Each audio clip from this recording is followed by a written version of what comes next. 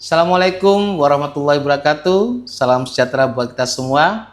Guys, kali ini kita berjumpa kembali di Podben, Podcast BNN.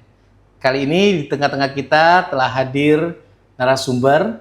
Selamat sore, Mbak. Sore. Gimana kabarnya? Baik, Pak. Baik ya? Sehat ya? Sehat.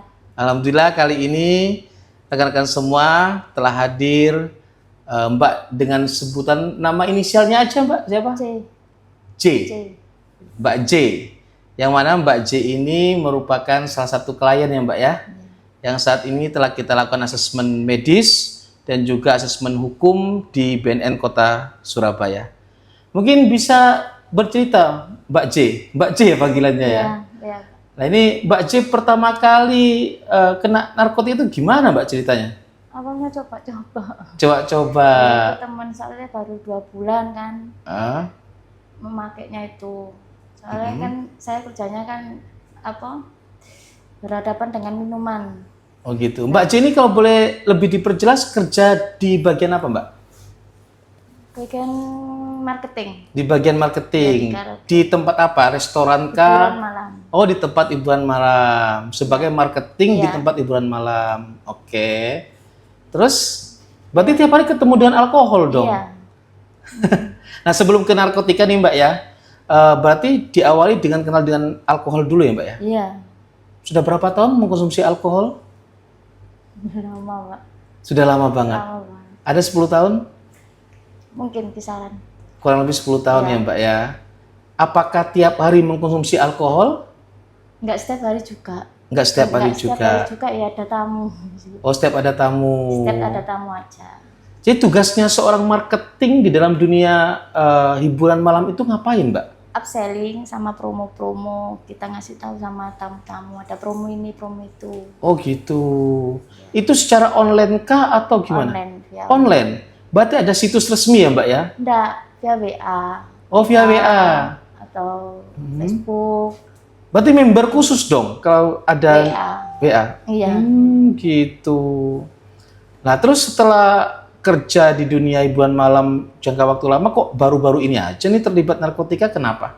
Soalnya nggak pernah pakai sebelum-sebelumnya. Terus kenapa kok tiba-tiba pengen nyoba narkotika? Soalnya katanya kalau habis minum, Ya. katanya lebih enak ini, bilang gitu, lebih percaya diri kamu nanti, Lebih percaya semangat kerjanya. diri gitu. Udah aku coba. Oh ya, emang beneran gitu. Apa yang dirasakan saat mencoba? Ya percaya diri. Yang percaya diri? Kerja itu semangat aja, Pak. Narkotika jenis apa itu, Mbak? Sabu. Sabu. Iya. Makainya pertama kali dengan siapa? Pertama kali ya sama suami sama teman. Sama siapa? Suami sama teman. Sama suami sama teman. Loh, suami berarti kerja juga di tempat. Oh, berarti suaminya Mbak J ini satu pekerjaan dengan Mbak J. Sama-sama marketing juga? Iya, sama-sama. Oh, gitu. Yang ngajak pertama kali siapa? Suami kah atau teman? Pertama suami, terus kedua itu sampai ketiga temannya. Oh, gitu. Teman satu pekerjaan juga? Iya. Berarti circle-nya satu pekerjaan ya, Mbak ya? Iya. Berapa orang sih kalau boleh tahu? Yang pakai apa yang? Yang pakai narkotika? 3 orang itu aja. 3 orang? Iya. Itu teman ya? Teman kerja? Iya, rekan kerja. Tujuan pakai sabu untuk lebih percaya diri? Iya, soalnya kita berhadapan dengan alkohol. Kalau sudah pakai itu kan nggak kerasa kita kalau minum alkohol itu. Nggak kerasa mabuk, nggak kerasa apa. Oh gitu. Terus begitu pertama kali pakai ini yang dirasakan percaya diri? Dia percaya diri. Berapa lama efek percaya diri itu Mbak J rasakan? Nggak sampai sehari. Nggak sampai sehari? Nggak sampai. Terus setelah nggak sampai sehari apa yang terjadi? Lemas? Tidur, bawaannya tidur. Berarti nggak kerja dong kalau tidur? Ya kerja. Tetap kerja? Tetap. Sehingga untuk mengatasi rasa lemasnya ngapain? Ya tetap kayak menyibukkan diri kayak main HP, kayak undang tamu gitu. Ya biasa, kayak kehidupan orang biasa. Biasa, berarti pakai narkoba itu hanya untuk meningkatkan kepercayaan diri sesaat? Iya, sama menurunkan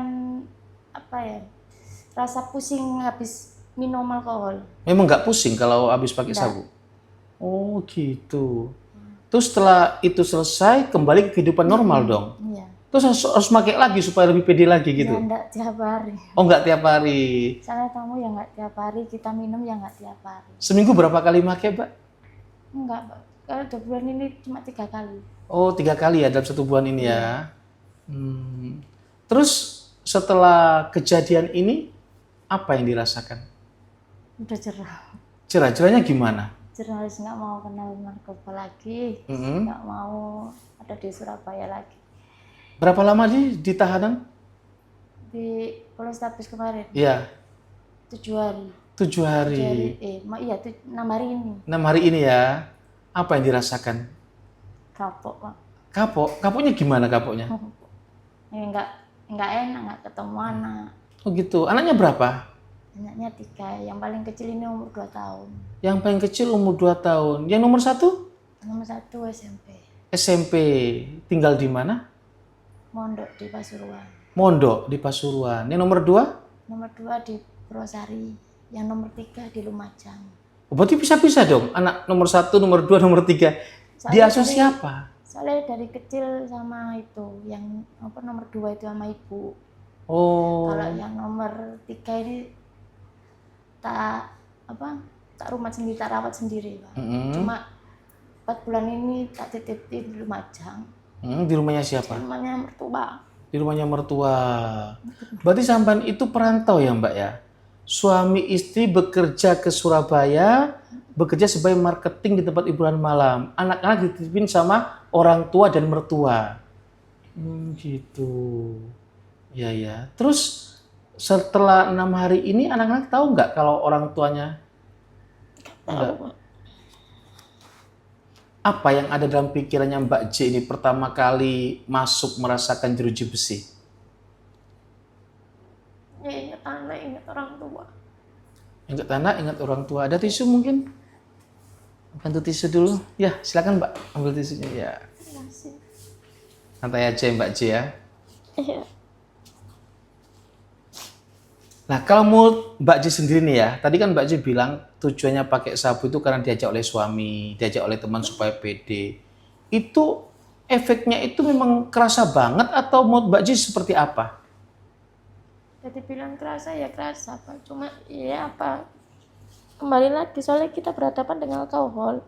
Kalau kita enggak ya lambung, Pak.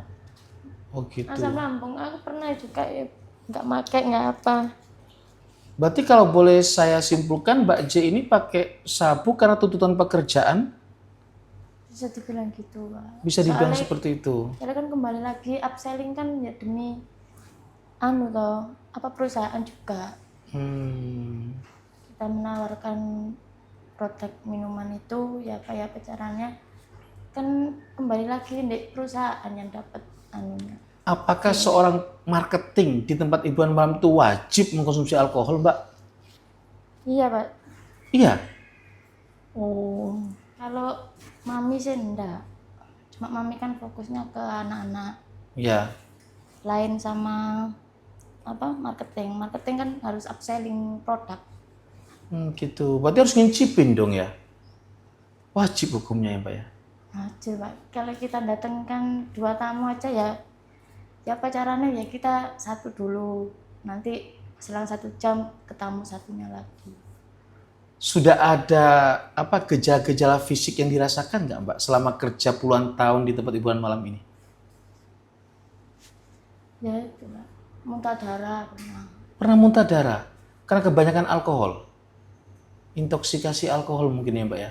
Iya. Pernah nggak sadarkan diri? Sampai pingsan. Iya, sampai pingsan nggak sadarkan diri terus dibawa ke UGD gitu? Enggak pernah. Nggak pernah. Cuman pas minum muntah darah. Muntah darah itu kebetulan ngendel tamu itu mulai jam 2 siang sampai jam 3 pagi. Jam 2 siang sampai jam 3 dini hari. Ngendel tamu. Minum terus. Ya Allah. Berapa botol, Mbak? Enggak tahu. Nggak dihitung botolnya. Hanya muntah darah. Terus sudah dicek kesehatannya? SGOT, SGPT, fungsi hati lah maksudnya. Enggak, sampai sekarang belum pernah cek. Mbak merasa nggak kalau resiko pekerjaannya Mbak itu sangat berisiko buat kesehatan? Terus langkahnya Mbak J ini ke depan apa yang harus dilakukan? Ya pengen ya itu Pak di rumah aja, nggak mau balik ke dunia malam lagi. Maunya balik ke desa? Iya. Mau kerja apa di desa? Ya jualan apa, jualan nasi sama ibu kan jualan nasi toh, nasi mulai jam 10 malam sampai pagi juga, mau jualan gitu sama ibu. Kalau boleh tahu nih Mbak J ya, ini kan Mbak J sama suami kerja di dunia malam ya. Iya. Gajinya berapa sih? Gak seberapa Pak, kalau yang tempat Take home pay wis Mbak J aja berapa? Kira-kira sebulan? gaji pokok itu 1,5, terus tax service 500, komisi itu 1 juta, kadang 800. Satu bulan terima berapa Mbak J? Nggak sampai 3 juta. Gak sampai 3 juta dalam satu bulan. Suami juga segitu. Nah, terus di Surabaya kos apa, tinggal di mana? Tempat tinggal sendiri. Tempat tinggal sendiri ya. Suami, Artinya nggak kepotong biaya kos ya. Itu dengan gaji suami 3 juta, Mbak J 3 juta cukup untuk biaya hidup di Surabaya? Gak cukup Pak, ngirim anak sendiri, Untuk belum yang mondok, belum yang di desa. Kayak kemarin pengeluarannya banyak buat sekolah. Sini yang kecil ini minta itu, nggak cukup, dibilang nggak cukup. Durung sing pegang anakku itu kan ya harus bayar toh Pak. Kita kan nitip toh sama masnya itu. Ya. Kan nggak enak kalau nggak ngasih uang. Belum ngasih itu. Langkah ke depannya Mbak J supaya ekonomi terpenuhi, hidup lebih sehat, apa yang harus dilakukan? Berhenti Pak. Berhenti apa? Berhenti dalam narkoba. Mau berhenti bekerja di dunia malam? Mau. Ini memang apa namanya, pemikiran sesaat emosional kah, atau memang sudah dipikirkan matang-matang? Yang mau hijrah? Iya. Kapok, cerah. Mau balik kampung? Iya. Sudah nggak ingin kerja di dunia malam lagi? Tidak mau. Padahal udah 10 tahun loh. Lebih banyak sukanya apa dukanya sih di dunia malam? Duka. Lebih banyak dukanya. Kalau boleh bercerita, dukanya apa Mbak di dunia malam? Duka ya itu Pak. Kita pulang itu dalam keadaan mabuk. Mau lihat anak pas libur, dikasih libur 1 hari. Sedangkan kita kan mau pingin ketemu anak, entah ikut 3 hari, 4 hari kan nggak boleh. Oh gitu ya. kayak kumpul keluarga kayak gini nggak bisa. Kalau kerja dunia malam itu emang gitu. Sudah sempat diskusi sama suami nggak? Udah. Suami pinginnya gimana? Ya udah di desa. Hidup di desa? Iya. Berarti selesai menjalani masa rehabilitasi ini, Iya.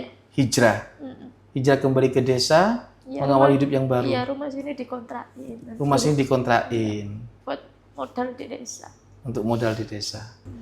Oke guys, pemirsa Podben, ini secuil cerita kehidupan sosial masyarakat di kota metropolitan Surabaya, yang mana Mbak J ini harus berjuang siang malam Mbak ya, bekerja dengan resiko seperti yang disampaikan oleh Mbak J tadi, dengan penghasilan yang tidak seberapa, dan sekarang karena tuntutan pekerjaan yang bersangkutan harus berhadapan dengan masalah hukum terkait dengan masalah narkotika, dan masih banyak juga saudara-saudara kita yang mungkin sama seperti Mbak J. Oleh karena itu, harapan kami, saudara-saudara semua, jangan sampai salah dalam memilih jalan. Jangan sampai alasan kebutuhan ekonomi menjadi alasan kita dalam memilih jalan pintas. Kenapa? Karena aset yang paling tertinggi nilainya itu adalah keluarga dan kesehatan. Saya berjumpa di Podpen yang akan datang. Saya Dr. Singgih Pratomo. Mohon maaf jika ada salah kata. Wallahul muwaffiq ila aqwamit thoriq. Wassalamualaikum warahmatullahi wabarakatuh.